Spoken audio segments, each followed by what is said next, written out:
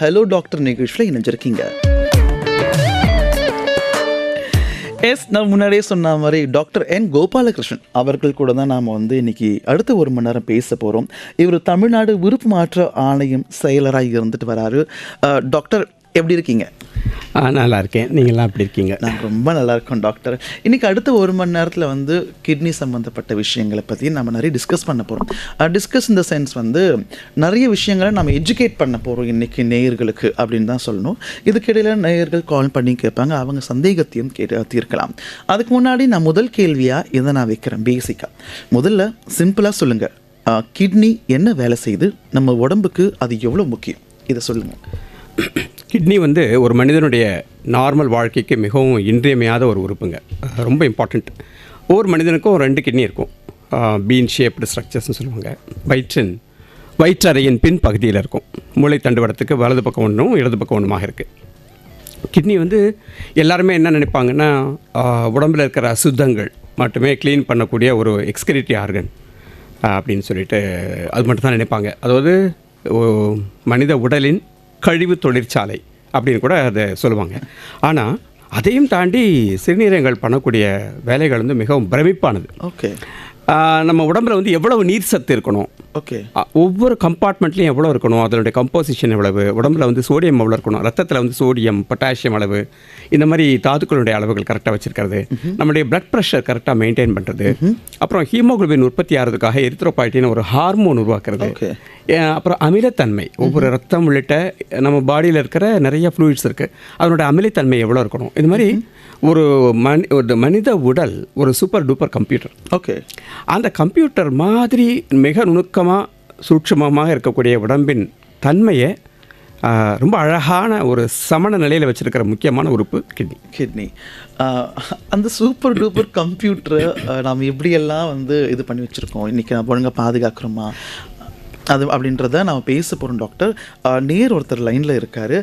உங்களுக்கு டாக்டர்கிட்ட கேள்விகள் இருக்குது அப்படின்னா நீங்கள் 29860038 இல்லைனா 29520555 எண்ணுக்கு கால் பண்ணலாம். நிகழ்ச்சியில் முதல் நேர் இருக்காங்க. வணக்கம் ரெயின்போ, யார் எங்கேருந்து பேசுகிறீங்க? வணக்கம், பொன்னேரி ஜெகண்டையிலேருந்து கலீல் அஹமது பேசுகிறேன். கலீல் அஹமது, உங்களோட கேள்வி கேளுங்க. டாக்டர் வணக்கம். டாக்டர் வணக்கம். வணக்கம் டாக்டர், நல்லா இருக்கீங்களா? அருமையாக இருக்கேன். சரிங்க, நன்றி டாக்டர். டாக்டர் எனக்கு சந்தேகம் ஒரு 3 சந்தேகம் இருக்கு.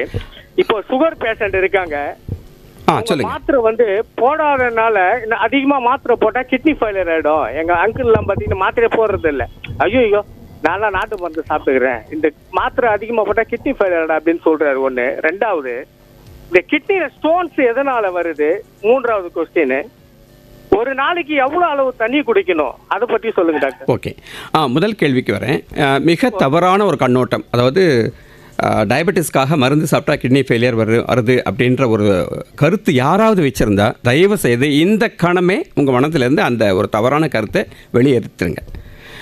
சிறுநீரகம் பாதிக்கப்படுவதற்கு உலகளாவிய அளவில் மிக முக்கியமான காரணம் டயபெட்டிஸ், நீரிழிவு நோய். நீரிழிவு நோயை ஆரம்பத்திலே கண்டுபிடிக்கணும். நம்பர் 1.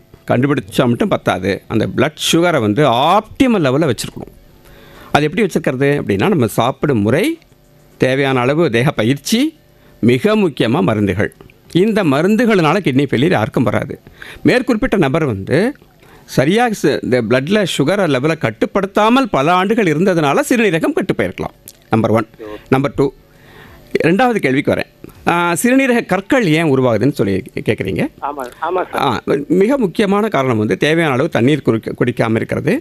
அதாவது கற்கள் பலவிதமான கற்கள் இருக்குது. கால்சியம், ஆக்சலேட் அப்படிலாம் இருக்கும். இப்போ தண்ணி கம்மியாக குடிக்கும்போது என்ன ஆகும்னா, அந்த கல் உருவாவதற்கான அந்த பொருட்களுடைய அடர்த்தி, அதனுடைய டென்சிட்டி ஜாஸ்தி ஆகிடும்.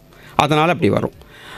சாப்பிடும் முறைகள், அதிகமான அளவு உப்பு சேர்த்துக்கிறது, அதிகமான அளவு மாமிசம் போன்ற நான்வெஜ் சாப்பிட்டுக்கிறது, அது அந்த ஒவ்வொரு அந்த ஸ்டோனுடைய தன்மையை பொறுத்து சில உணவு முறைகளும் பாதிக்கப்படும். ஆனால் மிக முக்கியமாக தேவையான அளவு தண்ணீர் குடிக்காமல் இருக்கிறது. நீங்களே பார்த்துருப்பீங்க, கோடை காலத்தில் தான் நீங்கள் ஸ்டோன்ஸ் அதிகமாக வரதை நம்ம பார்த்துருக்கோம்.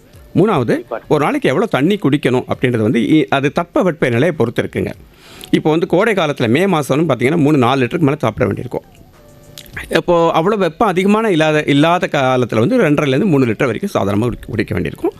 வெப்பநிலை பொறுத்து இருக்குது, நம்ம ஏர் கண்டிஷனில் இருக்கோமா, வெளியில் வேலை செய்கிறோமா, அதெல்லாம் பொறுத்து இருக்குது. குறைஞ்சது 2.5 லிட்டர் 3 லிட்டர் தண்ணி குடிக்கிறது நலம். ஓகே, ரொம்ப அழகா சொன்னீங்க, தெளிவா சொன்னீங்க டாக்டர். Facebookல பார்த்தேன், எங்க பிடி சார் போலவே இருக்கீங்க நீங்க. ஓகேங்க, ஓகே, நன்றி சார், நன்றி.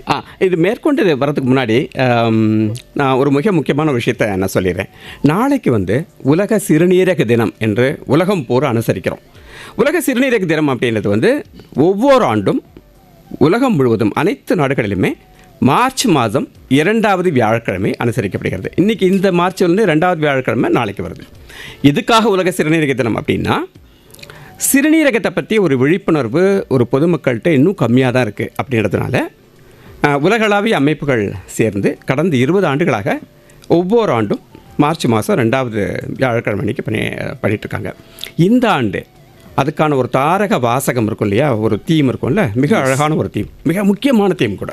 S, kidney health for all, caring for people and protecting the planet. இதை தமிழ் படுத்தணும் அப்படின்னா, அனைவருக்குமான சிறுநீரக நலம், சிறுநீரக நலம் பேணுவோம், புவியை காப்போம், இந்த பிளானட்டை காப்பாற்றணும் அப்படின்றது. எதுக்காக இது அப்படின்றது அடுத்து மேற்கொண்டு டிஸ்கஷனை நான் அதை பற்றி வரேன். Yes doctor. டாக்டர் ரொம்ப அழகாக சொன்னீங்க. நேயர்களுக்கு நான் ஒரு சின்ன வேண்டுகோள் வைக்கிறேன். டாக்டர் இன்றைக்கி நிறைய விஷயத்தை டிஸ்கஸ் பண்ண போகிறாரு. கிட்னி அப்படின்னதுமே கல், தண்ணி குடிக்கிறதுன்றது மட்டும் இல்லாமல் பல பிரச்சனைகள் இங்கே இருக்குன்றதை நம்ம டிஸ்கஸ் பண்ண போகிறோம். அந்த மாதிரி கேள்விகள் நான் எதிர்பார்க்குறேன். டாக்டர், எனக்கு இன்னொரு கேள்வி இருக்குது. என்ன மாதிரி சிம்டம்ஸ் ஆரம்பத்தில் நாம் கவனிக்க வேண்டியது டாக்டர் கிட்னி ஃபெயிலியருக்கு? இப்போ கிட்னி ஃபெயிலியரில் 2 டைப் இருக்குது. நீங்கள் கேட்குறது வந்து க்ரானிக் கிட்னி ஃபெயிலியர் பற்றி தான் நீங்கள் பேசுகிறீங்கன்னு நான் அந்த புரிதலோட இது பதில் சொல்கிறேன். Okay doctor. அக்யூட்ன்றது வந்து திடீர்னு வருது, அதை பற்றி நான் இப்போ பேசலை. க்ரானிக்ன்றது வந்து சிறுதாக சிறுநீரகம் பழுதுபட்டு கடைசியில் ஒரு என் ஸ்டேஜ் கிட்னி ஃபெயிலியர்னு ஒரு ஸ்டேஜுக்கு வந்து டயாலிசிஸோ டிரான்ஸ்பிளான்ட்டோ தேவையான அளவுக்கு முத்தி போன கிட்னி ஃபெயிலியர். ஓகே. இது ஒவ்வொரு நோயாளிக்கும், ஒவ்வொரு பாதிக்கப்பட்ட நபருக்கும் வேறு வேறு மாதிரி இருக்கலாம். இப்போ சில குறிப்பிட்ட காரணங்களால், உதாரணமாக டயபெட்டிஸ், ஹை பிபி, இதிலெல்லாம் வரவங்களுக்கு வந்து ஆரம்ப கட்டத்திலேயே வந்து காலில் வீக்கம் வந்துடலாம், முகத்தில் வீக்கம் வந்துடலாம், சிறுநீரின் அளவு கம்மியாகலாம். ஆரம்ப கட்டத்திலே டக்குன்னு அறிகுறி தெரிஞ்சிடும். ஆனால் ஒரு குறிப்பிட்ட டைப் ஆஃப் கிட்னி ஃபெயிலியர் இருக்குது, அதை பற்றி கொஞ்சம் விவரமாக பேசணும். இந்த chronic kidneys of unknown origin சொல்லி இப்போ சொல்கிறோம். நிறைய வந்து விவசாயத்தில் ஈடுபட்டு இருக்கக்கூடிய அன்பர்கள், கட்டுமான தொழிலில் இருக்கிறவங்க, அந்த மாதிரி முறைசாரா தொழிலெல்லாம் வேலை செய்கிற, வெளியில் வீட்டுக்கு அது வெளியே ஓப்பன் ஏரில் வந்து ஒர்க் பண்ணி, ஓப்பன் டோர்ஸ் அவுட்டோர்ஸில் வந்து ஒர்க் பண்ணிட்டு இருக்கிற அந்த அன்பர்களுக்கு வந்து பாதிக்கக்கூடிய ஒரு சிறுநீரக செயலிழப்பு இறுதி ஸ்டேஜ் வரைக்கும் யூரினே நார்மலாகவே இருக்கும், கால் வீக்கம் கூட இருக்காது. ஓகே. அதனால் ஒவ்வொருத்தருக்கும் வேறு வேறு மாதிரி இருக்கும். ஆனாலும் என்னென்ன அறிகுறிகள் இருந்தால் சிறுநீரகத்தை பற்றி நீங்கள் அதை பற்றி ஒரு புரிதல் வந்துடணும், டக்குன்னு போய் பார்க்கணும் அப்படின்னு கேட்டிங்கன்னா, சிறுநீரின் அளவு கம்மியாக போகிறது, கொஞ்சம் நேரம் உட்காந்துருந்தாலே கால் தொங்கு போட்டாலே கால் வீங்கிறது, காலையில் எழுந்திருக்கும் போது முகம் வீங்கிறது, அப்புறம் அடுத்த ஸ்டேஜில் வந்து சோர்வு, அதீதமான சோர்வு, கொஞ்சம் நடந்தாலே மூச்சு வாங்குற மாதிரி இருக்கிறது, அப்புறம் இன்னும் அடுத்த ஸ்டேஜில் வந்து பசியின்மை, டேஸ்ட் நார்மலாக இருக்காது, நைட் தூக்கம் வராது, பகல் தூக்கம் அதிகமாக இருக்கிற மாதிரி இருக்கும், அடுத்த ஸ்டேஜில் இன்னும் வாந்தி வர மாதிரி இருக்கிறது, அப்புறம் மூச்சு வாங்குறது. ஸோ இந்த ஸ்டேஜ் தாங்க அது. ஓகே டாக்டர், ரொம்ப இன்ட்ரெஸ்டிங்காக இருக்குது. இதெல்லாம் நான் கேட்கும்போது இன்னும் பேசணும் போல இருக்குது. அதுக்கு முன்னாடி ஒரு காலர்கிட்ட பேசல. வணக்கம் ரெயின்போ, யார் இங்கேருந்து பேசுகிறீங்க? வணக்கம் ரெயின்போ, லைனில் தான் இருக்கீங்க. டாக்டர் அவர்களுக்கு மதியம் வணக்கம். வணக்கம் டாக்டர். நண்பருக்கும் வணக்கம். வணக்கம் வணக்கம், சொல்லுங்கள். அன்பர்களுக்கு ஒரு நேயர்களுக்கு ஒரு சின்ன வேண்டுகோள். நிறைய பேர் கேள்விகளோடு காத்துட்டு இருக்கிறதுனால உங்கள் கேள்விகளை சுருக்கமாகவும் தெளிவாகவும் கேட்குமாறு பணிவுடன் வேண்டிக் கொள்கிறேன். நண்பர் ஒருத்தர் சார், அவரு வருஷத்துல ஒரு வாட்டி ஆபரேஷன் பண்றாரு சார், கிட்னில கல் இருக்குதுன்னு. சரிங்க. கல்லு ஓகே. அது வளருமா சார் லவத்துல? ஆமாங்க, அதாவது ஆரம்பத்தில் சின்னதாக தான் உருவாகும், நாளடைவில் பெருசாகிட்டே வரும். 5 மில்லிமீட்டருக்கு கீழே கிட்னி ஸ்டோன் இருந்ததுன்னா தானாகவே வெளியே வரதுக்கான வாய்ப்பு இருக்குது. 5 மில்லிமீட்டருக்கு மேலே தாண்டிடுச்சுன்னா தானாக வெளிவரும் வாய்ப்பு கம்மி. அடுத்த கேள்வி. கூட வேலை பார்க்குறாரு சார், அவரு வருஷத்துல ஒரு வாட்டி 5 நாள் லீவ் போட்டுறாரு சார். அதாவது திரும்பவும் நேயர்களுக்கு ஒரு பரிவான வேண்டுகோள் வைக்கிறேன். ஒரு தனிப்பட்ட ஆபரேஷனுக்கு எப்படியும் 60,000 செலவு பண்றாரு சார். 60,000 70,000 ஆகிப்போகுது. அதாவது ஒரு தனிப்பட்ட நபரின் ப்ராப்ளத்தை எல்லாம் தனியாக டிஸ்கஸ் பண்ணலாங்க. இது பொதுவாக நிறைய பேருக்கு நிறைய தகவல்கள் வேணுன்றதுனால பொதுப்படையான சிறுநீரகம் குறித்து கேள்விகளை கேட்குமாறு வேண்டிக்கிறேன். Yes, thank you doctor. வணக்கம், லைனில் தான் இருக்கீங்க. ஹலோ, வணக்கம். கிட்ட பேசுங்கம்மா. வணக்கம் சார். வணக்கங்க. சார் எனக்கு ஒரு சின்ன டவுட் சார். இப்போ ஹெவி மெடிசன்ஸ் எல்லாம் சாப்பிட்றோம்ல சார், ஒரு சில லைக் கேன்சர் மாதிரியான இருக்கு, அந்த மாதிரி இருக்கும்போதெல்லாம் கிட்னி எஃபெக்ட் ஆகும்னு சொல்லி டாக்டர்ஸ் வந்து 3 months ஒன்ஸ் அந்த ஆர்எஃப்டி டெஸ்ட் எல்லாம் எடுக்க சொல்றாங்கல்ல சார். அந்த மெடிசன்ஸ் எப்படியும் நம்ம அவாய்ட் பண்ண முடியாது. ஸோ அந்த மாதிரி டைம்லலாம் நம்ம கிட்னிக்கு ஏதாவது சேஃப்கார்ட் பண்ணிக்க ஏதாவது ப்ரிகாஷன்ஸ் ஏதாவது எடுக்கலாமா, எடுக்கிறதுக்கு உண்டா, அதான் கேட்கணும். நல்ல கேள்விங்க. அதாவது எந்த ஒரு மருந்துக்குமே பக்க விளைவுகள் இருக்குது, பின்விளைவுகள் இருக்குது.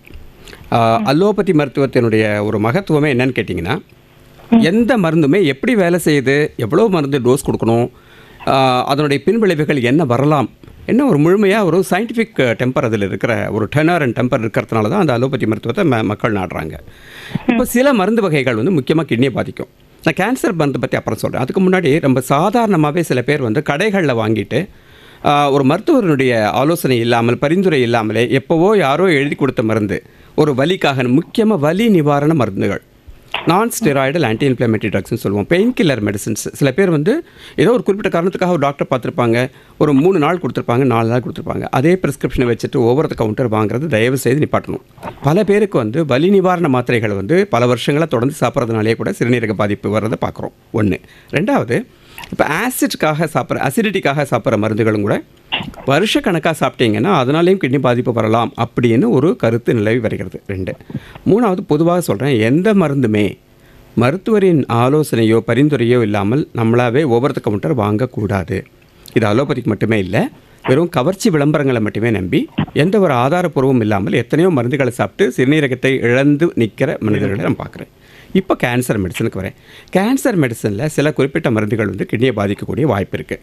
அப்போ அந்த கேன்சர் நிபுணர்கள் என்ன முடிவு பண்ணுவாங்கன்னா, இந்த சிச்சுவேஷனில் இந்த கிட்னியை பாதிக்கக்கூடிய ஒரு வாய்ப்பு இருந்த போதும் கூட இந்த மருந்து கட்டாயமாக தேவையா, அதாவது பெனிஃபிட் அண்ட் ரிஸ்க், அதனால் விளையக்கூடிய நன்மை வந்து அதிகமாக இருந்தது ரிஸ்க்கை காட்டிலும் அப்படின்னா கண்டிப்பாக அது கொடுப்பாங்க. ஆனால் கொடுக்கும்போது என்ன ப்ரிகாஷன்ஸ் எடுப்பாங்க அப்படின்னா, அந்த வயது, அது ஏற்கனவே அவருடைய சிறுநீரகத்தினுடைய செயல்திறன் இதெல்லாம் வச்சுட்டு டோஸை வந்து மாடிஃபை பண்ணி குறைச்சி கொடுக்க வேண்டிய ஒரு சுச்சுவேஷன் இருக்கலாம். சில சமயம் ஒரு நீர்ச்சத்து கம்மியாக இருந்ததுன்னா சில மருந்துகளுடைய கிட்னி பாதிக்கக்கூடிய வாய்ப்பு அதிகமாகும். அதனால் அடிக்குவேட்டாக ஹைட்ரேட் பண்ணுவாங்க, தேவையான தண்ணீர் கொடுக்க சொல்லுவாங்க, இல்லாட்டி சலைன் ஏற்றுவாங்க. மோரோவர், நீங்கள் சொன்னபடிக்கு இந்த மருந்து தொடர்ந்து சாப்பிட வேண்டிய கட்டாயத்தில் இருக்கும்போது தொடர்ச்சியாக சிறுநீரகம் வேலை செய்யும் திறன் எப்படி இருக்குன்னு பார்க்குறதுக்காக கிரியாட்டினின் அப்படின்னு ஒரு டெஸ்ட்டு தொடர்ந்து பார்த்துட்டே வருவாங்க. திரும்பவும் நான் சொல்கிறேன், இப்படிப்பட்ட ஒரு பின்விளைவு இருந்தாலும் கூட கொடுக்கணும்னு ஒரு முடிவு எடுக்கிறாங்க அப்படின்னா என்ன அர்த்தம்னா, அந்த சிச்சுவேஷனில் அந்த மருந்தின் தேவை கண்டிப்பாக இருக்குன்னு அர்த்தம். Okay, thank you so much doctor. அடுத்த கலருக்கு போகிறதுக்கு முன்னாடி இந்த ஒரு கேள்வி. சில சிம்டம்ஸ் வந்து தெரியவே தெரியாது கடைசி வரைக்கும் அப்படின்னு சொன்னீங்களே, என்ன தான் டாக்டர் பண்ண முடியும்? அதுதான், அதனால தான் என்னென்னா, ஒரு ஆண்டுக்கு ஒரு முறை நம்ம சிறுநீரகம் எப்படி இருக்குது அப்படின்றத பார்க்கணும். ஒரு ரெகுலர் செக்கப் ரொம்ப டெஸ்ட் பேர் என்ன டாக்டர்? அது ரொம்ப ஈஸிங்க. அதாவது கிட்னி எப்படி வேலை செய்கிறதுன்னு தெரிஞ்சுக்கிறது மாதிரி சுலபமான ஒரு விஷயம் உலகத்தில் எதுவுமே கிடையாது. என்ன பண்ண போகிறோம், முதல்ல மருத்துவரை பார்த்தா பிபி பார்ப்பாங்க. ஓகே. ஏன்னா நிறைய பேருக்கு வந்து சிறுநீரக வியாதி இருக்கும்போது பிபி அதிகமாகிடும். ஓகே. உயர் ரத்த அழுத்தம் வந்துடும். அதனால் பிபி செக்கப் பண்ணணும், நம்பர் 1. நம்பர் 2, உடல் பரிசோதனை பண்ணுவாங்க, பரிசோதனை பண்ணி பார்க்குறது. 2வது, யூரினில் ஒரு டெஸ்ட் பண்ணுவாங்க. சிறுநீரில் வந்து புரோட்டீன் அதிகமாக வெளியேறுதா, புரதச்சத்து புரோட்டீன் இல்லையா, அது வெளியேறுதான்னு சொல்லுவாங்க. ஏன்னா கிட்னின்ற இது ஒரு ஃபில்டர் மாதிரி. அந்த புரதத்தை வந்து அந்த ரத்தத்தில் தேக்கி வச்சுக்கணும். புரோட்டீனை அதிகமாக சிறுநீரில் வெளியேற்ற விடக்கூடாது. ஓகே. அந்த ஃபில்டரிங் மெக்கானிசமில் ப்ராப்ளம் வந்தது அப்படின்னா யூரினில் புரோட்டீன் அதிகமாக வரும். அது ஒரு ஆரம்ப கட்ட அறிகுறி. 2. 3வது வந்து ரத்தத்தில் கிரியாட்டினின் அப்படின்னு ஒரு டெஸ்ட். கிரியாட்டினின் ஒரு டெஸ்ட் தான் கிட்னியினுடைய செயல்திறனை வந்து கரெக்டாக சொல்லக்கூடிய டெஸ்ட். ஓகே. இந்த பிரச்சனைகளை இந்த பிபியில், யூரினில் நான் சொன்ன டெஸ்ட்டு, யூரின்லேயே வந்து இன்னும் ஆர்பிசிஸ் என்று சொல்லக்கூடிய ரத்த சிகப்பணுக்கள் அதிகமாக இருக்கா அப்படின்னு ஒரு டெஸ்ட் பண்ணுவாங்க. ஸோ இந்த சிறுநீர் பரிசோதனை அண்ட் கிரியாட்டினின் என்று சொல்லக்கூடிய பிளட் டெஸ்ட், இதில் ஏதாவது அப்நார்மாலிட்டி வித்தியாசமாக இருந்தால் தான் மேற்கொண்டு டெஸ்ட்டே பண்ணுவாங்க. இது ஒரு 30 வயதுக்கு மேற்பட்டவர்கள் தயவு செய்து ஆண்டுக்கு ஒரு முறை பண்ணிக்கோங்க. இது பெரிய செலவு எதுவும் ஆகாது. மிகப்பெரிய லேபுக்கு போகணும், மிகப்பெரிய ஹாஸ்பிட்டல் போகணும்னு நினைக்காதீங்க. எல்லா அரசு மருத்துவமனைகளிலுமே இதை பண்ணுறாங்க. எல்லா அரசு மருத்துவமனைகளில் இப்போ நான் கம்யூனிகபிள் டிசீஸ் ஸ்கீமில் எந்த பிரச்சனைக்காக நீங்கள் எந்த மருத்துவமனை, ஒரு கிராமத்தில் இருக்கிற ஆரம்ப சுகாதார நிலையத்துக்கு போனால் கூட உங்களுக்கு பிபி பார்ப்பாங்க, சுகர் பார்ப்பாங்க. ஏன்னா பிபியும் சுகரும், உயர் ரத்த அழுத்தமும் நீரிழிவு நோயும் தான் கிட்னியை பாதிக்கக்கூடிய மிக முக்கியமான காரணிகள். அதனால் இது கண்டிப்பாக பண்ணிக்கிறோம். இதில் முக்கியமாக யார் பண்ணிக்கிறோன்னா, ஏற்கனவே ஹை பிபி இருக்கிறவங்க, ஏற்கனவே சுகர் இருக்கிறவங்க தவறாமல் கிட்னி எப்படி இருக்குன்னு பார்க்கணும். இன்னமும் நான் பார்க்குறேன், பிபி இருக்குன்னு சொல்லுவாங்க, 5 வருஷம் இருக்குன்னு சொல்லுவாங்க, ஆனால் சிறுநீரகம் எப்படி இருக்குன்னு பார்த்துருக்கவே மாட்டாங்க. அது ரொம்ப முக்கியம். ரெண்டாவது, குடும்பத்தில் ஏற்கனவே சில பேருக்கு கூட பிறந்தவங்களுக்கோ யாருக்கும் சிறுநீரக பிரச்சனை இருந்ததுன்னா உங்களுக்கு எந்த பிரச்சனையுமே இல்லைனாலும் பார்த்துக்கணும். மூணாவது, அதிக உடல் பருமன் இருக்கிறவங்க கிட்னி எப்படி இருக்குன்னு பார்த்துக்கோங்க. அப்புறம் 30-40 வயது தாண்டும் போது கண்டிப்பாக ஒரு முறை பார்த்தே ஆகணும். அப்புறம் ஏற்கனவே சில அறிகுறிகள் நான் சொன்னேன் பார்த்தீங்களா, என்னென்ன கால் வீக்கம் வருது, முகம் வீக்கம் வருது, யூரினில் ரத்தம் வர்றது, யூரினில் கல் இருக்கிறது, அடிக்கடி யூரின் பாதையில் யூரினரி ட்ராக்ட் இன்ஃபெக்ஷன் வருது, இதை தாண்டி அதீதமான சோர்வு, காரணமே இல்லாமல் ஹீமோகுளோபின் கம்மியாகுது, இந்த மாதிரி பிரச்சனை இருந்தாலும் கண்டிப்பாக சிறுநீரகம் பாதிப்பு இருக்கலாம் அப்படின்ற ஒரு காரணம் இருக்கிறனால அதையும் போய் பார்த்துக்கோம். அப்போது நாம் இயர்லி ஒரு வாட்டி செக் பண்ணிக்கணும் 30 வயசுக்கு மேலே இருக்கவங்க. அண்ட் செக் பண்ணுறது ரொம்ப சிம்பிள், மிக செலவு ஒன்றும் ஆகாது. ஓகே டாக்டர், எனக்கு அடுத்த ஒரு கேள்வி இருக்குது, ஆனால் அதுக்கு முன்னாடி ஒரு காலர்கிட்ட பேசிடலாம். வணக்கம் ரெயின்போ, யார் இங்கிருந்து பேசுகிறீங்க? வணக்கம் ஐயா. வணக்கம் டாக்டர் இருக்காரு, பேசுங்க. வேதாரண்ய வட்டம் கருப்பம்புலம் தெற்கிலிருந்து சா சிவகுமார். மிக நல்லது. வணக்கம் டாக்டர். சொல்லுங்க.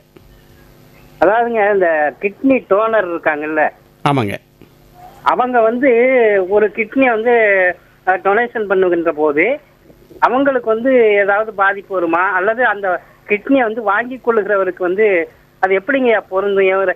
எல்லாருக்குமே எல்லாமே மேட்ச் ஆகுமா? அதை பத்தி சொல்லுங்க. அந்த கிட்னி அறுவை சிகிச்சை பண்ணி மாற்றி வைக்கிறாங்க, அது எப்படிங்கய்யா பண்றாங்க? அதை பத்தி கொஞ்சம் சொல்லுங்கய்யா, நான் ரேடியோவில் கேட்டுக்கிறேன். Okay, thank you. அதாவது கிட்னி டிரான்ஸ்பிளான்ட் அப்படின்றது இந்த மாடர்ன் மெடிசனுடைய ஒரு மகத்துவமான ஒரு சிகிச்சை முறை, எ மார்வல் ஆஃப் மாடர்ன் மெடிசன். அதான் கிட்னி டிரான்ஸ்பிளான்டேஷன், உறுப்பு மாற்று அறுவை சிகிச்சை. இது யாருக்கு பண்ணுறது அப்படின்னு கேட்டிங்கன்னா, நான் ஏற்கனவே சொன்னேன் பார்த்தீங்களா, கிரானிக் கிட்னி டிசீஸ் ஆரம்ப கட்டத்திலலாம் மருந்து மாத்திரைகள் வச்சு அப்படியே சமாளிச்சுட்டே வரலாம். ஒரு கட்டத்தில் என் ஸ்டேஜ் கிட்னி ஃபெயிலியர்னு வரும். அந்த ஸ்டேஜில் டயாலிசிஸ் பண்ணணும், இல்லைன்னா டிரான்ஸ்பிளான்ட் பண்ணணும். அப்போ தான் அவங்களுடைய இயல்பான வாழ்க்கை முறை இருக்கும். அப்படின்னு ஒரு ஸ்டேஜ் வரும்போது அதை என் ஸ்டேஜ் கிட்னி ஃபெயிலியர்னு சொல்லுவோம். டயாலிசிஸ் ஒரு புறம் இருந்தாலும் நீங்கள் எவ்வளோ குட் குவாலிட்டி டயாலிசிஸ் கொடுத்தா கூட ஒரு சிறுநீரக அறுவை சிகிச்சை மாற்று சிறுநீரகம் வைக்கிற மாதிரி அதுக்கு ஈக்குவல் ஆகாது. ஏன்னா ஒரு சிறுநீரகமே வைக்கிற மாதிரி. சரி, இது எப்படி உயிருள்ள நபரை எப்படி ஒரு சிறுநீரகம் தரலாம் அப்படின்னு கேள்வி கேட்டிங்கன்னா, நமக்கு 2 சிறுநீரகங்கள் இருக்குது. நல்ல 2 சிறுநீரகங்களும் மிக நல்லபடியாக இயங்கி கொண்டிருந்தால் அவங்கள்ட்ட ஒரு சிறுநீரகத்தை எடுத்து கிட்னி ஃபெயிலியரில் பாதிக்கப்பட்டவங்களுக்கு வைக்கலாம். ஆனால் இது ஈஸியாக சொல்லிட்டேன், இதில் பலவிதமான கட்டங்களை தாண்டி தான் நடக்கும். இப்போது ஒரு சிறுநீரகத்தை ஒருத்தர்கிட்டேருந்து எடுக்கிறதுனால அவருக்கு எந்த பாதிப்பும் வராது அப்படின்ற உறுதிப்படுத்திக்கணும். எப்படி? முதல்ல அவங்களுக்கு பிபி இருக்கக்கூடாது, அவங்களுக்கு சுகர் இருக்கக்கூடாது. ஏன்னா நாளடைவில் அதனாலேயே அவங்களுக்கு கிட்னி ஃபெயிலியர் வரலாம் இல்லையா? அதில் ஒரு கிட்னி ஃபெயிலியர் எடுத்துட்டோம் அப்படின்னா கஷ்டம் இல்லையா? அதனால் பிபி இருக்கக்கூடாது, சுகர் இருக்கக்கூடாது, அதீதமான உடல் பருமன் இருக்கக்கூடாது, யூரின் டெஸ்ட்டு கரெக்டாக இருக்கணும். அந்த மாதிரியெல்லாம் பண்ணிவிட்டு அவங்க முழு சம்மதத்தோடு இருந்தாங்கன்னா தான் அவங்கள்ட்ட கிட்னி நம்ம தானமாக பெற முடியும். இதில் முன்னாடி ரத்த குரூப் பொருந்தி வர மாதிரி அது கண்டிப்பாக இருந்தது. ஓ குரூப்னா யாருக்கு வேணால் கொடுக்கலாம், இல்லைன்னா ஏனா ஏ, பினா பி அப்படி கொடுக்கணுன்ற மாதிரி இருந்தது. இப்போ அது இல்லை. ரத்த குரூப் மாதிரி இருந்தால் கூட சில வழிமுறைகளின் மூலமாக, சில ஸ்பெஷல் டெக்னிக்ஸ் மூலமாக அது ஏற்றுக்கலாம். இதில் கடைசி நேரத்தில் இந்த லிம்போசைட்டோடாக்சிசிட்டி டெஸ்ட்டுன்னு சொல்லிட்டு இருப்போம். அதாவது இந்த யார் தானமாக கொடுக்குறாங்களோ அந்த சிறுநீரகத்தில் இருக்கக்கூடிய சில கூறுகளுக்கு ஏற்கனவே தானம் பெற்றிருக்கிற அந்த நோயாளி வாங்கிக்கிறாங்க இல்லையா, அவங்க உடம்புல அது எதிர்ப்பு ஆன்டிபாடிஸ் ஏற்கனவே ஃபார்ம் ஆகி இருந்தது அப்படின்னா அந்த கிட்னி வச்சா உடனே ரிஜெக்ட் ஆகிடும். ஸோ அந்த டெஸ்ட் பண்ணணும். ஸோ பலவிதமான டெஸ்ட்டுகள் எல்லாம் கடந்து தான் இது நடத்துவோம். எந்த ஒரு ஸ்டேஜிலுமே இந்த கிட்னி ஒருத்தர் கொடுக்கறதுனால அவருக்கு 10 வருஷம் கழிச்சு கூட ப்ராப்ளம் வந்துடும் அப்படின்னு இருந்தால் கூட அவங்கள்ட்ட கிட்னி எடுக்கக்கூடாது, எடுக்க மாட்டோம். ஓகே டாக்டர், ரொம்ப தெளிவான ஒரு பதில் இது. இதனுடைய தொடர்ச்சியாக இன்னொரு விதத்தை சொல்லிடுறேன். Okay doctor. இப்போது ஒரு சிறுநீரகத்தை தானமாக கொடுக்குறாங்க அப்படின்னா அவங்களுடைய நலத்தை பாதுகாக்கிறது ஒரு சமுதாயத்தினுடைய பொறுப்புன்னு நான் சொல்லுவேன். பல சமயங்கள் என்ன ஆகிடுதுன்னா, கிட்னி டோனருடைய நலம் அந்த குடும்பத்தாரே மறந்துடுவாங்க. அவருமே ரொம்ப சாதாரணமாக கேஷுவலாக எளிதாக எடுத்துகிட்டு போயிடுறாங்க. தயவுசெய்து அப்படி இருக்கக்கூடாது. யார் கிட்னி டொனேட் பண்ணியிருந்தாலுமே ஆண்டுக்கு ஒரு முறையாவது உங்கள் பிபி நீங்கள் பார்த்துக்கணும், உடற்பயிற்சி செஞ்சுக்கணும், தேக பயிற்சி செஞ்சுக்கணும், ஒபிசிட்டி உடல் பருமன் வராமல் பார்த்துக்கணும், சுகர் இல்லாமல் பார்த்துக்கணும், கிட்னி எப்படி இருக்குன்றது கிரியாட்டின் பண்ணி பார்த்துட்டே இருக்கணும். அது ரொம்ப இம்பார்ட்டண்ட். இன்னொன்று நான் சொல்லிடுறேன். இப்போ நான் ஏற்கனவே வந்து என்னை அறிமுகப்படுத்தினதே எப்படி பண்ணினாங்க, உறுப்பு மாற்று ஆணையம், தமிழ்நாடு உறுப்பு மாற்று ஆணையத்தின் உறுப்பினர் செயலர்னு சொன்னாங்க. அப்படின்னா என்ன அப்படின்னா, முக்கியமாக இந்த உறுப்பு மாற்று ஆணையத்தினுடைய பொறுப்பு என்னன்னு கேட்டிங்கன்னா, இப்போ நீங்கள் வந்து உயிருள்ள ஒரு நபர்கிட்ட இருந்து கிட்னி தானமாக பெறதை பற்றி நீங்கள் பேசுனீங்க. இன்னொரு சோர்ஸ் ஆஃப் கிட்னி இருக்குது. என்னது? மூளை சாவு ஏற்பட்ட நபர்கிட்ட இருந்து தானமாக பெறுறது. இப்போ சமீப காலமாக நீங்கள் நிறைய பேப்பர்லாம் பார்த்துருப்பீங்க, தமிழ்நாடு வந்து இந்திய அளவில் முன்னோடி மாநிலமாக இருக்குது. நிறைய தமிழ்நாட்டை சேர்ந்த பல குடும்பத்தினர் வந்து ஒரு சோகமான தருணத்தில் கூட அவங்களுடைய ரொம்ப பாசத்துக்குரிய ஒரு குடும்ப நபர் திடீரென்று ஒரு காரணத்தினால் இறந்து போயிடுறாங்க, அகால மரணம் அடைஞ்சிடுறாங்க. ரொம்ப காமன் காசு வந்து இந்த ரோட் டிராஃபிக் ஆக்சிடெண்ட்டு, இல்லை உயரத்துலேருந்து விழுறது, அந்த மாதிரி ஒரு தருணத்தில் கூட மூளை முழுவதுமாக செயலிழந்துட்டால் கூட உடம்போட முக்கியமான அவயங்களை வந்து செயற்கை முறையில் வேலை செய்ய வச்சுட்டு மெயின்டைன் பண்ணிகிட்டு இருக்கலாம். சரி, ஒரு 24 மணி நேரம் 48 மணி நேரம் வச்சுருக்கலாம். அந்த மாதிரி சமயத்தில் மூளை நிரந்தரமாக செயலிழந்துருச்சு அப்படின்றத உறுதிப்படுத்தின பிறகு அவங்கள பிரெயின் டெட் பர்சன் அப்படின்னு சொல்லுவோம். சில டெஸ்ட் எல்லாம் பண்ணி அதுக்கு ரொம்ப விதிமுறைகள் எல்லாம் ரொம்ப வகுக்கப்பட்ட தெளிவான வழிமுறைகள் விதிமுறைகள் இருக்குது. அந்த சிச்சுவேஷனில் அந்த குடும்பத்தார் சம்மதம் தெரிவித்தால் கிட்னி, ஹார்ட்டு, நுரையீரல், கணையம், சிறுகுடல், தோல், எலும்பு, கை எல்லாமே பலவித உறுப்புகள் எடுத்து அந்தந்த ஃபெயிலியர், ஆர்கன் ஃபெயிலியர்னால் கஷ்டப்பட்டுருக்கிற நோயாளிகளுக்கு வந்து பலன் சேர்க்குது. அதையும் நீங்கள் புரிஞ்சுக்கணும். இது வந்து மூளை சாவு ஏற்பட்ட நபரிடமிருந்து தானமாக பெறக்கூடிய கிட்னி ப்ரோக்ராம். அதான் டிசீஸ்டு டோனர் ப்ரோக்ராம் பேர். ரொம்ப தெளிவாக சொன்னீங்க டாக்டர். டாக்டர், எனக்கு இன்னொரு கேள்வி இருக்குது. இந்த பிளானட், இந்த தாரக மந்திரம் சொன்னீங்க பாருங்கள், இந்த பிளானட்டுக்கும் கிட்னிக்கும் என்ன சம்பந்தம், அதை ஏன் நீங்கள் சொன்னீங்க டாக்டர்? அதான் நாளைக்கு அந்த உலக சிறுநீரக தினத்தினுடைய வாசகமே வந்து ப்ரொடெக்டிங் த பிளானட்னு சொன்னேன் இல்லையா, carrying for people and protecting the planet. சரி, சிறுநீரகத்துக்கும் நம்ம புவிக்கும், பிளானட்டுனா கோள், நம்மளோட கோள் வந்து பூமி இல்லையா, இந்த பூமி புவிக்கும் சிறுநீரகத்துக்கு என்ன சம்பந்தம் இருக்குது அப்படின்னு எல்லாருக்கும் ஒரு சில வியப்பு மேலிடலாம். இப்போது இதில் தான் அந்த சூட்சுமமே இருக்குது. என்னென்னு கேட்டிங்கன்னா, ஒரு தனி மனிதன் நன்றாக இருக்கணும் அப்படின்னா, முக்கியமாக தனி மனிதனுடைய சிறுநீரகம் நன்றாக இருக்க வேண்டும் என்றால் இந்த மொத்த கோளுமே புவியுமே நன்றாக இருக்கணும். இதுதான் இப்போ சமீபத்திய டாக்கே. இப்போது நம்ம பிளானட் எர்த் வந்து ரொம்ப கஷ்டமான காலத்தில் இருக்குது. நீங்கள் கேள்விப்பட்டிருப்பீங்க புவி வெப்பமயமாதல் அப்படின்னு சொல்லிட்டு, இந்த குளோபல் வார்மிங். கடந்த 150 வருடங்களில் இந்த பூமியினுடைய வெப்பம் 1 டிகிரி செல்சியஸ் அதிகமாகிடுச்சு. இதே ரேஞ்சில் போனால் இன்னொரு 1.5 டிகிரி செல்சியஸ் ஜாஸ்தியாச்சுன்னா புவியில் 50% உயிரினங்களே இருக்காது அப்படின்ற அளவுக்கு ஒரு டேஞ்சர் சிச்சுவேஷன், ஒரு அபாயமான சிச்சுவேஷனில் இருக்கும் புவி வெப்பமயமாதல். இப்போ அதனுடைய இம்பேக்ட் என்ன? Climate change. நீங்களே பார்த்துருப்பீங்க, ஒவ்வொரு ஆண்டுமே வந்து ஒரு குறிப்பிட்டு சொல்லவே முடியல, எந்த மாதம் வந்து அதிகம் வெப்பம் இருக்கும் தெரியல, எப்போ மழை பெய்யும் தெரியல. மழை பெஞ்சால் 24 மணி நேரத்தில் 30 சென்டிமீட்டர் மழை. அப்புறம் கோடை காலமே நீண்ட கோடை காலம், ஒவ்வொரு கோடை காலத்தினுடையும் பீக் டெம்பரேச்சர் ரொம்ப அதிகமாகிட்டே போகிறது. இப்போ இதெல்லாம் என்ன ஆகுதுன்னு கேட்டிங்கன்னா, இப்படி வெப்பம் அதிகமானதுனால முறைசாரா துறையில் இருக்கிற நம்மளுடைய அன்பர்கள், முக்கியமாக அக்ரிகல்ச்சரல் லேபரர்ஸ், அந்த ஃபார்மிங் பண்ணிட்டு இருக்கிறாங்க இல்லையா, விவசாயத்தில் இருக்கிற நம்முடைய தோழர்கள் மற்றும் கட்டுமான தொழிலில் இருக்கிற அன்பர்கள் மற்றும் நிறைய அந்த ஃபர்னஸஸ்ஸு, ஃபேக்ட்ரிஸு, ட்ரக் டிரைவர்ஸு, ரோடு போடும் வேலையில் இருக்கிறவங்க, செங்கல் சோலையில் இருக்கிறவங்க, எங்கெல்லாம் வந்து வீட்டை விட்டு வெளியில் வேலை செய்கிறாங்க, அதிகமான வெப்பத்துக்கு உள்ளாராங்களோ அவங்களுக்கெல்லாம் வந்து சிறுநீரக பாதிப்பு அதிகமாக வருதுன்றதான் இப்போ சமீபத்தில் 10-15 வருஷத்துக்குள்ளே இந்த ப்ராப்ளம் நிறைய பார்க்குறோம். அவங்களுக்கு பிபி இருக்காது, சுகர் இருக்காது, பரம்பரை வியாதிகள் இருக்காது, அந்த பிறவி கோளாறுகள் இருக்காது, சிறுநீரகத்தில் கல்வியாதி இல்லை, எதுவுமே இல்லை. ஆனால் அவங்களுக்கு கிட்னி ஃபெயிலியர். என்னன்னு பார்த்தீங்கன்னா, இந்த அவுட்டோரில் ஒர்க் பண்ணுறாங்க. 2 முக்கியமான விஷயம். ஒன்று, அதீதமான வெப்பத்திற்கு ஒவ்வொரு நாளும் பல மணி நேரம் பல வருடங்களாக இதே மாதிரி வேலையில் இருக்காங்க. நம்பர் 1. இப்படி இருக்கும்போது அவங்களுக்கு வந்து நிறைய வெப்பம் இருக்கிறதுனால நீர்ச்சத்து உடம்புல கம்மியாயிடும். தேவையான அளவு நீர் குடிக்க மாட்டாங்க, வேலையில் இருக்கும்போது குடிக்க மாட்டாங்க.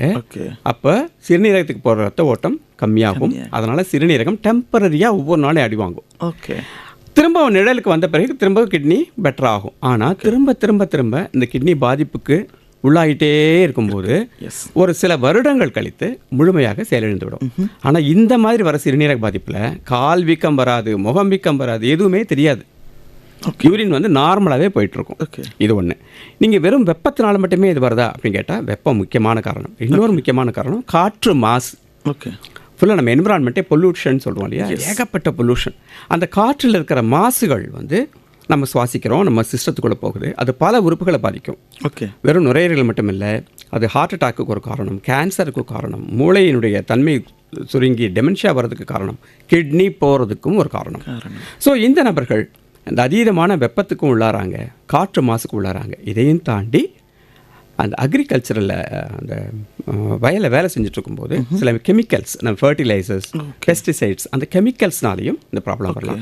ஸோ இதுக்கு தான் வந்து இதுக்கு முன்னாடி இவ்வளோ இன்னதென்று காரணம் அறியப்படாத கிட்னி ஃபெயிலியர், அதனால தான் chronic kidney disease of unknown origin அப்படின்னு அதுக்கு பெயரிட்டு இருக்கும். எப்படி டயபெட்டிஸ், ஹை பிபி, ஒபெசிட்டி என்ற இதர காரணங்கள் ஒரு மிகப்பெரிய காரணமாக ஒரு பக்கம் இருந்தாலும் அதுக்கு ஈக்குவலாக சேலஞ்சு பண்ணுற மாதிரி இந்த காரணங்கள் இருக்குது. எது? அந்த கிளைமேட் சேஞ்சினால் ஏற்பட்ட வெப்பமயமாதல், காற்று மாசு. இதனால தான் பிளானட் கெட்டு போனதுனால தான். ஏன் டெம்பரேச்சர் அதிகமாகுது அப்படின்னா மனிதனுடைய பேராசை. இந்த ப்ராக்ரஸ் என்ற பேரில், வளர்ச்சி என்ற பேரில் நமக்கு நாமளே வந்து தீங்கு விளைவிச்சிட்ருக்கோம். அர்பனைசேஷன், இண்டஸ்ட்ரியலைசேஷன், அதீதமான அந்த பெட்ரோல் சார்ந்த அந்த எரிபொருள் யூஸ் பண்ணுறது, கேஸ் எமிஷன், இதெல்லாம் சேர்ந்து ஓசோன் படலத்தை துளைகள் ஏற்படுத்தி புவி வெப்பமயமாதலை பார்த்துட்டோம். காடுகளை அழித்து எல்லா இடத்துலையும் வீடுகள் கட்டிட்டோம்.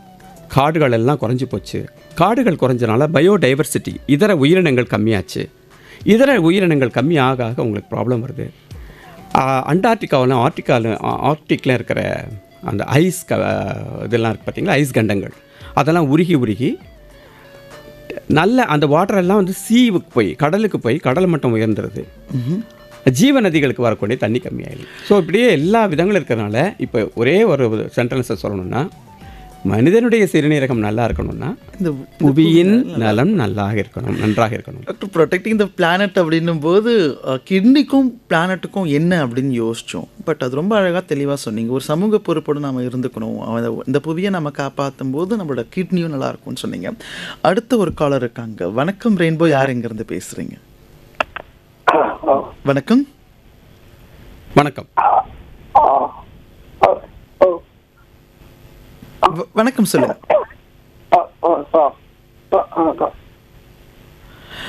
ஓகே, பிரச்சனைன்னு நினைக்கிறேன். வணக்கம் ரெயின்போ, யார் எங்கிருந்து பேசுறீங்க? வணக்கம் ஐயா, மருத்துவரிடம் பேசலாம். சொல்லுங்க ஐயா. வணக்கம் ஐயா. உலக சிறுநீரக தின பாதுகாப்பு தின நல்வாழ்த்துக்கள். இந்த சிறுநீரகன்றது தமிழ்நாட்டு மக்கள் விழிப்பு அது தெரிஞ்சுக்கிட்டது 80களின் மத்தியில் 85ல் தமிழ்நாட்டு முதலமைச்சராக அந்த மாண்புமிகு எம்ஜிஆர் அவர்களுக்கு ஏற்பட்டு. ஓகே, அவர் வந்து அவருடைய கேள்வியை நான் கேட்குறேன் டாக்டர். இந்த டோனர் பற்றி பேசணும்ல டாக்டர், அந்த டோனர் வந்து எப்படி இருக்கணும், அவருடைய ஹெல்த்? டோனர் வந்து நான் ஏற்கனவே சொன்னபடிக்கு வந்து அவங்களுக்கு சுகர் இருக்கக்கூடாது, டயபெட்டிஸ் இருக்கக்கூடாது, பிபி இருக்கக்கூடாது, உடல் பருமன் அதிகமாக இருக்கக்கூடாது, சிறுநீரகம் கரெக்டாக இருக்கணும், சிறுநீரக டெஸ்ட் வந்து கரெக்டாக இருக்கணும், அதில் புரதச்சத்து வெளியே வரக்கூடாது, அவங்களுக்கு ஏற்கனவே வந்து நிறைய ஸ்டோன் டிசீஸ் இருக்கக்கூடாது, சிறுநீரகத்தினால ஒரு ஈவன் டெம்பரரி கிட்னி ஃபெயிலியர்லாம் கூட முன்னாடி வந்திருந்தால் கூட அது ஒரு நெகட்டிவாக தான் நெகட்டிவ். ஓகே. ஸோ இந்த மாதிரி இன்னும் அதனுடைய சிறுநீரகம் எப்படி வேலை செய்கிறது அப்படின்றது வெறும் கிரியாட்டினை தாண்டி அதையும் தாண்டி அவங்களுக்கு ஸ்கேன் பண்ணி 2 சிறுநீரகங்களும் கரெக்டாக இருக்குது அப்படின்றதெல்லாம் புரிஞ்சுக்கிட்டு ஒவ்வொரு சிறுநீரகமும் எவ்வளோ கான்ட்ரிபியூட் பண்ணுறதுன்றதுக்காக சில ஸ்பெஷல் டெஸ்ட் எல்லாம் கூட இருக்குது. அதெல்லாம் பண்ணி தான் நம்ம முடிவு பண்ணுவோம். ஓகே டாக்டர், எனக்கு இன்னொரு கேள்வி. டிரான்ஸ்பிளான்ட் பண்ணதுக்கப்புறம் அந்த பேஷண்ட் நார்மல் லைஃப் வாழ முடியுமா? தாராளமாக வாழ முடியும். அதான் சொன்னேனே, அது மார்வல் ஆஃப் மாடர்ன் மெடிசன் சொன்னேன். ஓகே. ஒரு இன்னொரு நபர்கிட்ட வந்து சிறுநீரகத்தை எடுத்து வச்சு அதன் மூலமாக வந்து திரும்ப ஒரு செகண்ட் லீஸ் ஆஃப் லைஃபை அந்த சிறுநீரகத்தை வந்து இப்போது அந்த சிறுநீரகம் ஆப்ரேஷன் பண்ணும்போது பல பேர் நினைப்பாங்க இயல்பாக அவங்களுக்கு இருக்கிற சிறுநீரகத்தை எடுத்துட்டு திரும்ப இந்த சிறுநீரகம் வைப்பாங்க அப்படின்னு சொல்லிட்டு. அப்படி கிடையாது. அந்த இயல்பாக இருக்கக்கூடிய 2 சிறுநீரகங்கள் அது அப்படியே தான் இருக்கும். இது 3ஆவதாக இன்னொரு சிறுநீரகம் வேறு ஒரு இடத்துல வைப்பாங்க. வச்சுட்டு அதனுடைய ரத்த நாளங்களை அந்த யார் வாங்கிக்கிறாங்களோ அவங்களுடைய ரத்த நாளங்களோட அனஸ்டமோஸ் பண்ணிவிடுவாங்க. தியேட்டர்லேயே பார்த்தீங்கன்னா அந்த அனஸ்டமோஸ் பண்ணிவிட்டு கிளாம்ப் ரிலீஸ் பண்ணுவோன்னே அழகாக யூரின் கொட்டும். ஓகே. அந்த மாதிரி ஒரு என்ன சொல்கிறது, ஒரு அழகான தருணம் அது, அந்த மாதிரி. ஆனால் ஹேவிங் செட் தட், அது முக்கியமான சில விஷயங்கள் இருக்குது. இப்போது நம்ம உடம்புல வந்து இம்யூன் சிஸ்டம் அப்படின்னு ஒன்று இருக்குது. இம்யூன் சிஸ்டம் அப்படின்றது என்னென்னு கேட்டிங்கன்னா, ஒரு நாட்டுக்கு எப்படி ஒரு ஆர்மி மிலிட்ரி எப்படி இம்பார்ட்டண்ட்டோ அது மாதிரி ஒரு மனிதனுடைய பாதுகாப்புக்கு வந்து இம்யூன் சிஸ்டம் இம்பார்ட்டண்ட். ஒரு எதிரிகள் உள்ள வந்துட்டால் எப்படி உடனே ஆர்மி போய் அவங்கள அடித்து துரத்துவாங்க, அதே மாதிரி இம்யூன் சிஸ்டம் அப்படின்றது நம்ம உடம்பை அந்த கிருமிகள்கிட்ட தான் பாதுகாக்கும். இந்த இம்யூன் சிஸ்டத்தில் பலவிதமான அங்கங்கள் இருக்குது, பலவிதமான டிபார்ட்மெண்ட்ஸ் இருக்குது, பலவிதமான கூறுகள் இருக்குது. அது எல்லாத்துக்குமே வந்து நம்ம பிறவி தாயின் வயிற்றில் இருக்கும்போதே வந்து இம்யூன் சிஸ்டத்துக்கு வந்து அதனுடைய ஒவ்வொரு கம்போனண்ட்டுக்குமே எல்லா ட்ரைனிங்கும் இருக்கும். அந்த ட்ரைனிங் என்ன சொல்லிக் கொடுப்பாங்கன்னு கேட்டால், செல்ஃப் வெர்சஸ் நான் செல்ஃப், உன்னுடையது அல்லாதது அப்படின்றத வந்து அழகாக சொல்லி கொடுத்துருவாங்க. உன்னுடையது அல்லாததுன்னு எது வந்தாலுமே அதை உடனே ரிஜெக்ட் பண்ணுறதுக்கான ஒரு கெப்பாசிட்டியோட இந்த இம்யூன் சிஸ்டம் இருக்கும். அதனால தான் இப்போ ஒரு சின்ன வைரஸ் உள்ளே வந்துச்சுன்னா கூட என்ன ஆகுது, நமக்கு உடனே மூக்கிலேருந்து தனியாக விழுகுது. எதுக்கு அப்படின்னா அதுலேருந்து வைரஸ்லாம் கீழே வந்து கொட்டுறதுக்காக. ஆச்சுங்களா? அப்புறம் உடம்பு வந்து டெம்பரேச்சர் ஜாஸ்தியாகும். ஏன்னா ஹை டெம்பரேச்சரில் அந்த ஆர்கானிசம், அந்த கிருமி வளராது, உயிரோடு இருக்க முடியாது. அந்த மாதிரி அந்த இம்யூன் சிஸ்டத்தினுடைய வேலைப்பாடு. அப்படி இருக்கும்போது கண்ணுக்கு தெரியாத ஒரு கிருமி உள்ளே வரும்போதே இவ்வளோ பிரச்சனை பண்ணுற அந்த இம்யூன் சிஸ்டம் இன்னொரு மனிதன்கிட்டேருந்து ஒரு உறுப்பை கொண்டு வந்து வச்சோம்னா அது எப்படி தான் எடுத்துக்கும்? ஏற்றுக்காது. அதனால் என்ன பண்ணுவோம்னா, இந்த ரிஜெக்ஷன் வராமல் தடுக்கிறதுக்காக நம்மளுடைய இம்யூன் சிஸ்டத்தினுடைய வீரியத்தை நம்மளே குறைக்கிற மாதிரி ஆன்டி ரிஜெக்ஷன் மெடிசன் கொடுப்போம். இது உதாரணம் என்ன சொல்லலாம்னா, இது எப்படி அந்த அனாலஜியை கொண்டு போகலாம் அப்படின்னு கேட்டிங்கன்னா, நம்ம மிலிட்ரியில்ட்ட இருக்கிற அவங்க ஆயுதங்களை நம்ம பிடிங்கி வச்சுக்கிற மாதிரி. அப்போ தான் வந்து நம்ம இந்த கிட்னியை காப்பாற்ற முடியும். ஆனால் இதனால் என்ன பாதிப்பு? இந்த கிருமிகள் திரும்ப உள்ளே வந்துச்சுன்னா, ஏற்கனவே நம்ம இம்யூன் சிஸ்டம் வந்து ஆன்டி ரிஜெக்ஷன் மெடிசன் கொடுத்ததுனால வீரியம் குறைஞ்சிருக்கிறதுனால தொற்று நோய்கள், அந்த கிருமிகளுடைய தாக்கம் அதிகமாக இருக்கிறதுக்கு வாய்ப்பு இருக்குது. அதனால் ஆரம்ப கட்டத்திலலாம் தனி ரூமில் வச்சுருப்பாங்க ஒரு மாதம் வரைக்கும். அதுக்கப்புறம் வந்து சுத்தமான நீர், சுத்தமான என்விரான்மெண்ட்டு, அந்த மாதிரி எல்லாம் ரொம்ப பாதுகாப்பாக வச்சுருக்கணும். நாள் ஆக ஆக இந்த ஆன்டி ரிஜெக்ஷன் மெடிசனுடைய டோஸ் கம்மியாயிட்டே வரும். அப்போ கொஞ்சம் கொஞ்சமாக வந்து இந்த உறுப்பு வந்து நம்ம உடம்புல சேர்ந்து இயங்க ஆரம்பிச்சோம். Okay doctor. ஹலோ, வணக்கம் சார். வணக்கம், சொல்லுங்க. நான் வேலூர் மாவட்டம் காட்பாடியிலிருந்து சந்திரசேகர் பேசுறேன் சார். சொல்லுங்க சந்திரசேகர். எனக்கு 2 கேள்விகள் இருக்கு. சொல்லுங்க. பொதுவா இந்த கிட்னி அப்படிங்கிறது மால் ஃபங்க்ஷன் ஆச்சு அப்படின்னா உடல் ரீதியாக கால் வீக்கம் அப்படிங்கிறது ஃபர்ஸ்ட் சிம்டமா வரும் அப்படிங்கிறாங்க. அது உண்மைதானா? கால் வீக்குச்சுன்னா கிட்னி ப்ராப்ளம் இருக்குமா? அது முதலும். 2வது டாக்டர், இந்த கிட்னி வந்து இரவு நேரங்கள்ல ஃபங்க்ஷன் பண்ணும், கெட்ட கழிவுகளை நகர்த்தும், அது குறிப்பிட்ட அந்த கரெக்டான ஸ்லீப் இருந்தாதான் கிட்னி ஃபங்க்ஷனுக்கு அந்த ஒரு சுழற்சிக்கு ஹெல்ப்ஃபுல்லா இருக்கும் அப்படிங்கிறாங்க. ஸோ கிட்னி வந்து நிஜமாலுமே குறிப்பிட்ட டைம் தூங்கும் போது ஆக்டிவா செயல்படுதா? நன்றி, புரிஞ்சுது. உங்கள் கேள்வி புரிஞ்சிருச்சுங்க. இப்போ முதல் கேள்விக்கு வரேன். அதாவது சிறுநீரகம் பாதிப்பு ஏற்பட்டதுன்னா கால் வீக்கம் வரலாம். ஆனால் கால் வீக்கம் வந்த உடனே நமக்கு சிறுநீரகம் ஃபெயிலியர் வந்துருச்சுன்னு தயவுசெய்து பயந்து நடங்க வேண்டாம். சில பேருக்கு வந்து ரொம்ப நேரம் உட்காந்தே இருக்கிறவங்க, முக்கியமாக வந்து ரொம்ப கொஞ்சம் கொழுப்பு சத்து அதிகமாக இருக்கிறவங்க, ஒபீஸாக இருக்கிறவங்க வந்து கீழே இருந்து ரத்தம் வந்து அழகாக மேலே பம்ப் ஆகி போகிறது கம்மியாக இருக்கிறதுனால கூட டிபெண்ட் டிமாண்ட் இருக்கலாம். காலையில் எழுந்து பார்த்தா வந்து படுத்து எழுந்து பார்த்தா வீக்கமே இருக்காது, திரும்ப தொங்கப்பட்டிருக்கும் போது வரலாம். ஆனால் பல காரணங்களால் கால் வீக்கம் வரலாம். அதனால் இந்த கால் வீக்கம் வந்ததுன்னா உடனடியாக நீங்கள் வந்து ஒரு ஃபிசிஷியன், உங்களுடைய குடும்ப மருத்துவர் அணுகி கம்ப்ளீட்டாக பரிசோதனை பண்ணிக்கிறது நலம். திரும்பவும் நான் சொல்கிறேன், லேசாக ஒரு வீக்கம் வந்துட்டாலே நமக்கு கிட்னி ஃபெயிலியர் வந்துருச்சுன்னு ஒரு பயத்தில் இருக்க வேண்டாம். சில மருந்துகள்னால கூட, ஒரு ஆம்லோடிபின் சொல்லிட்டு ஒரு பிபி மெடிசன் கூட சில பேருக்கு கால் வீக்கம் உருவாக்கலாம். ஸோ கால் வீக்கத்துக்கு பல காரணங்கள் உண்டு. இருந்தாலும் சிறுநீரக பாதிப்புன்றது முக்கியமான காரணம், நம்பர் 1. நம்பர் 2, கிட்னி வேலை செய்கிறது நைட் ஷிஃப்ட்டு, மார்னிங் ஷிஃப்ட், இந்த மாதிரி ஷிஃப்ட்டு போட்டெல்லாம் கிட்னி வேலை செய்யாது. கிட்னின்றது 24 மணி நேரமும் அழகாக இயங்கிக் கொண்டே தான் இருக்கும். ஓகே டாக்டர், எனக்கு சில கேள்விகள்லாம் இருக்குது. அந்த கேள்வியோட நம்ம கண்டிப்பாக முடிக்க போகிறோம். டாக்டர், டிப்ஸ் ஒன்று சொல்லுங்கள். அந்த கிட்னியை நாங்கள் நான் கிட்னி எப்படி பாதுகாத்துக்கணும் அப்படின்னு சொல்லிட்டு, அதுதான் கிட்னி பாதுகாத்துக்கிறதுக்கு வந்து பல விஷயங்கள் இருந்தால் கூட நான் ஒரு டிட்பிட்ஸ் மாதிரி டக்குன்னு சொல்கிறேன். அதாவது 1, நல்ல வாழ்வியல், அதாவது நம்ம முன்னோர்கள் நமக்கு வகுத்து கொடுத்த ஒரு லைஃப் ஸ்டைல், அதை வந்து தவறாமல் பின்பற்றணும். என்ன அப்படின்னு கேட்டால், சரிவிகித உணவு. எனக்கு எவ்வளோ தேவையோ அவ்வளவு தான் சாப்பாடு, அதில் எல்லாமே கலந்துருக்கணும். கார்போஹைட்ரேட், புரோட்டீன், புரதம், ஃபேட்டு, மினரல், வைட்டமின் கலந்த ஒரு சரிவிகித உணவு 1. உப்பு வந்து ஒரு நாளைக்கு 5 கிராமுக்கு மேலே வேண்டாம். 2, மூணாவது வந்து சிகரெட் பிடிக்கிறது கண்டிப்பாக தவிர்த்துடுங்க. ஆல்கஹால் வேண்டாம். பிபி இருக்கிறவங்க, எனக்கு பிபி இருக்குது அப்படின்னு தெரிஞ்சுக்கிட்டால் அது மட்டும் மாத்திரை சாப்பிட்றேன் அப்படின்றது மட்டும் பற்றாமல் கரெக்டாக என்னுடைய பிபி எப்போ பார்த்தாலும் கண்ட்ரோல் இருக்கா அப்படின்றத உறுதி செஞ்சுக்குங்க. 5, சுகர் ஆரம்பத்திலே கண்டுபிடிக்கணும். கண்டுபிடிக்கிறது மட்டும் பத்தாது, மாத்திரை சாப்பிட்ணும். மாத்திரை சாப்பிட்றது மட்டும் பத்தாது, கரெக்டாக சுகர் கண்ட்ரோல் இருக்கான்னு பார்க்கணும். 5. அடுத்தது கிட்னியை பாதிக்கக்கூடிய மருந்துகள், முக்கியமாக வலி நிவாரண மருந்துகள், அசிடிட்டிக்காக கொடுக்கக்கூடிய மருந்துகள், இதை தாண்டி ஓவர் த கவுண்டராக நீங்களாக மெடிசன் சாப்பிட்றது, அதையும் தாண்டி கவர்ச்சி விளம்பரங்களை நம்பி என்னதென்றே தெரியாத சில மருந்துகள் சாப்பிட்றது, இது கண்டிப்பாக தவிர்க்க வேண்டும். 6, ஒவ்வொரு ஆண்டும் என்னுடைய கிட்னி எப்படி வேலை செய்கிறது அப்படின்னு தயவு செய்து பார்த்துக்கோங்க. முக்கியமாக யாரெல்லாம் பார்த்துக்கணும், பிபி ஏற்கனவே இருக்கிறவங்க, சுகர் ஏற்கனவே இருக்கிறவங்க, குடும்பத்தில் கிட்னி பாதிப்பு இருக்கிறவங்க, இது கிட்னி சம்பந்தமான அறிகுறிகள் இருக்கிறவங்க, அதெல்லாமே வந்து அவங்க கண்டிப்பாக பார்த்துக்கோங்க. தினந்தோறும் குறைந்தது 3 லிட்டராவது தண்ணி குடிக்கணும். தினந்தோறும் குறைந்தது 45 நிமிஷம் நடக்கணும். வாரத்தில் 5 நாளாவது நடக்கணும். 7 மணி நேரம் நல்ல குட் குவாலிட்டி தூக்கம் வேணும். இது எல்லாத்தையும் தாண்டி மனதை எப்பயுமே சந்தோஷமாக, இந்த பாட்டு கேட்டிங்க பார்த்தீங்களா, புவி மேல் இயற்கையினால் விளைந்த எல்லாமே இன்பம் அப்படின்றது வந்து அந்த மனசோடு இருக்கணும். அதீதமான பேராசை, என்னுடைய பேராசையினால் இயற்கைக்கு நான் உபாதை விளைவிக்கக்கூடாது. இது ஒரு புறம் இருக்க, நான் இன்னொன்று சொன்னேன்னா கிரானிக் கிரிட்டிசிஸ் ஆஃப் அன்னோன் ஆரிஜின் சொன்னேன் இல்லையா. நமது வயலில் இறங்கி நமக்காக வேலை செய்யும் தோழர்கள், அவங்க வயல் இறங்கலைன்னா எனக்கு சாப்பாடு கிடையாது. ஆமாம் டாக்டர், நானே இது கேட்கணும். அவங்க எப்படி டாக்டர் காப்பா? அவங்களை காப்பா. அந்த மாதிரி கட்டுமான தொழில் அவங்க கட்டுறதுல நமக்கு வீடு எங்கே இருக்குது. அவங்க எல்லாம் என்ன பண்ணணும்னா ஹைட்ரேஷன், அதாவது தேவையான அளவு நடுவில் அவங்க தண்ணி குடிச்சிட்டே இருக்கணும் ஒர்க் பண்ணிகிட்டு இருக்கும்போதே. ஓகே. எவ்ரி 2 மணி நேரத்துக்கு, எவ்ரி 2 ஹவர்ஸ் 2 மணி நேரம் வேலை செஞ்சுட்டு ஒரு குறைந்த அளவுக்காவது ஒரு ரெஸ்ட் வேணும். திடீர்னு வந்து அவங்க ஏன்னா அந்த அதீதமான வெப்பத்தில் கடுமையான உழைப்புன்றது தான் முக்கியம். அந்த கடுமையான உழைப்பிலேருந்து அவங்க விடுபடணும். ரெஸ்ட், நடுவில் கொஞ்சம் ரெஸ்ட். 3வது ஷேட், HRS.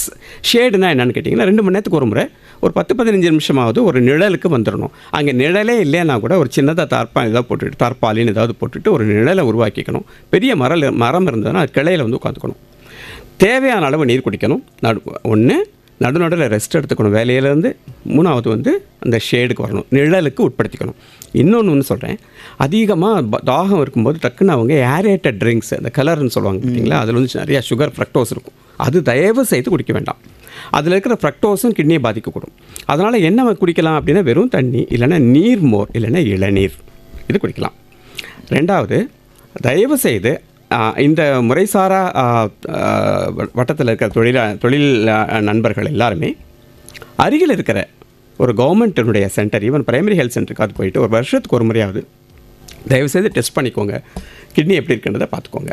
இன்னொரு வேண்டுகோள் பொதுமக்கள் அனைவருக்கும் நான் வைக்கக்கூடியது என்னென்னு கேட்டிங்கன்னா, நீங்கள் ரோட்டில் யாரை பார்த்தாலும் சரி, ஒரு தள்ளு வண்டியில் வியாபாரம் பண்ணிட்டு வந்தவங்களாக இருந்தாலும் சரி, ஒரு செங்கல் சூளையில் வேலை பார்க்குறவங்க இருந்தாலும் சரி, வீடு கட்டுறது, நீங்கள் அவங்களுக்கு பண்ணக்கூடிய மிகப்பெரிய ஒரு நன்றி உதவி என்னன்னு கேட்டிங்கன்னா, ஒரு டம்ளர் தண்ணி எடுத்து கொடுங்க. இல்லையா, நீங்கள் தண்ணி குடிச்சிங்களான்னு கேளுங்க. அந்த ஒரு சக மனிதனை மேலே நம்ம ஒரே ஒரு விஷயம் நீங்கள் பண்ணணும் அப்படின்னு கேட்டிங்கன்னா, இந்த மாதிரி முறைசாரா வட்டத்தில் இருக்கிற நம்மளுடைய தோழர்களுக்கு, நம்மளுடைய நண்பர்களுக்கு அவங்களுக்கு தண்ணீர் கொடுக்க ஒரு முன் வந்தாலே மிகப்பெரிய ஒரு உதவியாக இருக்கும் என்று நான் நினைக்கிறேன். ரொம்ப அழகாக சொன்னீங்க டாக்டர். நிகழ்ச்சியோட நிறைவாக வந்து எங்கிட்ட ஒரு 5 கேள்வி இருக்குது. நான் அந்த ரேப்பிட் ஃபயர் கொஸ்டின். நீங்கள் பேஷண்ட் கிட்ட அதிகமாக சொல்கிற வார்த்தை என்ன? தண்ணி அதிகமாக குடிங்களா, சால்ட்டு கம்மி பண்ணுங்க? ரெண்டுமே. ஓகே. கிட்னி ஹெல்த்துக்கு ஒஸ்ட் ஹேபிட் லேட் நைட்டா இல்லை ஜங்க் ஃபுட்டா? லேட் நைட் ஃபுட்டா இல்லை ஜங்க் ஃபுட்டா? Junk food. ஒரு ஃபுட் ரிமூவ் பண்ணால் கிட்னி ஹெல்த் இம்ப்ரூவ் ஆகுமா? அது என்ன? அப்படி குறிப்பிட்டு சொல்ல முடியாது. அதாவது இப்போ அந்த மாடர்னாக இருக்கிற junk food, ready to eat ஃபுட்டெல்லாம் என்ன கேட்டிங்கன்னா, அது good recipe for all organ failure. மிக அதிகமான சேச்சுரேட்டட் ஃபேட், அதிகமாக பதப்படுத்தப்பட்ட ஃபேட்டும் இருக்கும், மிக அதிக அளவு கேலரிஸ் இருக்கும், மிக அதிக அளவிலான சோடியம் இருக்கும். இது மூணுமே வந்து கிட்னிக்கு மட்டுமே இல்லை, இருதயத்துக்கும் எல்லாத்துக்கும் பாதிக்கும். ஒரு ஃபுட்டு கிட்னிக்கு ரொம்ப நல்லது அப்படி சொல்ல முடியாது. ஏற்கனவே சொல்ல சரிவிகித உணவு தான் கிட்னியை பாதுகாக்கிறதுக்குன்னு ஒரு இது இல்லை. அப்படி தான் ஒன்று சொல்ல சொன்னீங்கன்னா வாட்டர்னு சொல்லுவேன். Thank you doctor. இன்னைக்கு நிறைய விஷயங்கள் பேசணும், தெளிவாக நிறைய பதில் அழகாக சொன்னீங்க. எனக்கு ரொம்ப சந்தோஷம் உங்களை இன்டர்வியூ எடுத்ததுக்கு. ரொம்ப நன்றி டாக்டர். இந்த உலக சிறுநீரக தினத்தை முன்னிட்டு உங்கள் நேயர்கள் அனைவருடனும் கடந்த 1 மணி நேரம் கலந்துரையாடி எனக்கு முக்கியமாக பட்ட சில விஷயங்களை உங்களுக்கு ஷேர் பண்ண கிடைச்ச இந்த வாய்ப்புக்கு நன்றி. Thank you doctor.